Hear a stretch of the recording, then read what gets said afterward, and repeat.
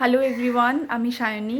আমি অঙ্কিতার কাছে D10 facial এবং হোয়াইট চকলেট ভ্যাক্সিং করেছি।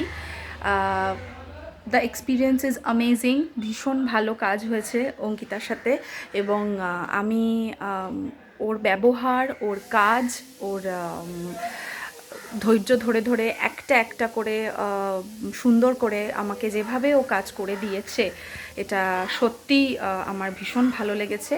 আমি ইন ফিউচার আবারও অঙ্কিতার সাথে অনেক অনেক কাজ করার আগ্রহ এবং ইচ্ছা রাখছি।